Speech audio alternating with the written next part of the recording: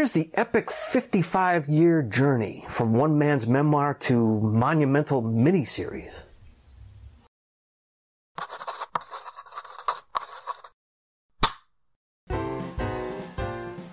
Hi, welcome to Pencil to Paper.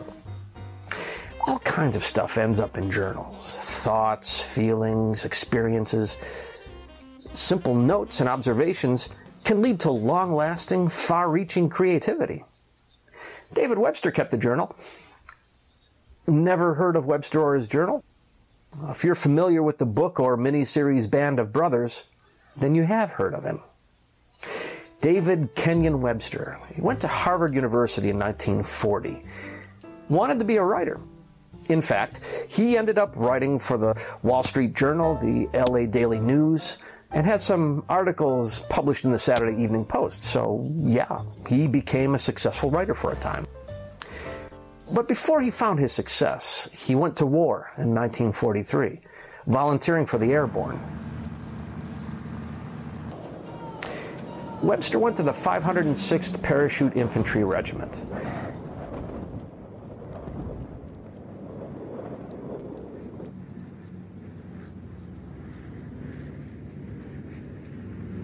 It's interesting because by most accounts, Webster wasn't into taking extraordinary risks.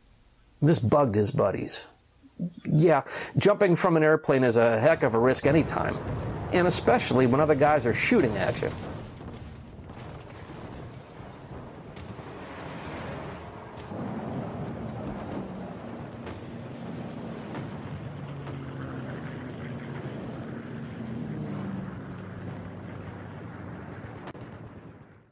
A lot of Webster's friends got wounded in battle. But those who recovered made it a point to get back to the front lines as fast as possible. When Webster himself got wounded in Holland, Christ, they got me! It took a while for him to get back to the front line. You believe that? You believe I said that? And that really bugged his buddies. He apparently carried out his orders without fail, but didn't volunteer to do more. And while many of his comrades were promoted, he remained a private. Now, I'm still not so sure about the not a risk-taker tag, but one thing at a time.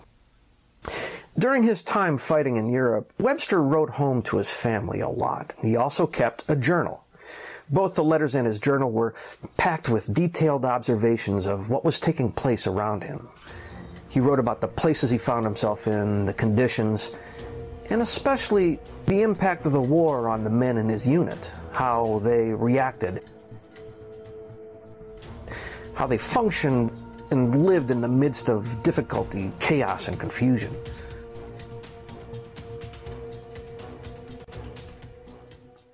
He pulled no punches and didn't glorify the war or the military.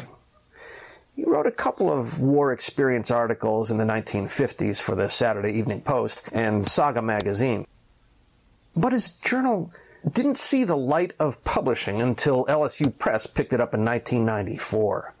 And even that didn't happen until writer Stephen Ambrose ran across his manuscript and drew from a lot of it for his own 1992 book, Band of Brothers. Things took off from there.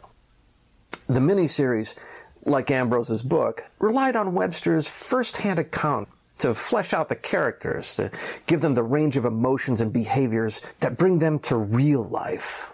And though he loved the men he served with, Webster wrote about mistakes that were made, acts that were less than heroic, and behavior of men, mortal men, who are trying to both win a war and survive it.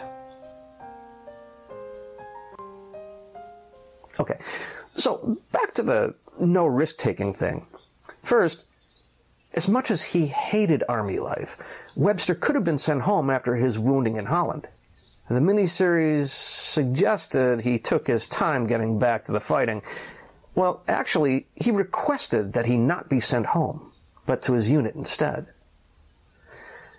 And after the war, Webster, who had a fascination with sharks of all things, disappeared from his boat while shark fishing off the California coast in 1962.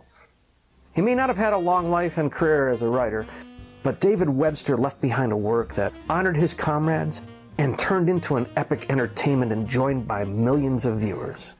And it all started with his journal. Do you keep a journal? Do you have stories to tell? Leave your comments below.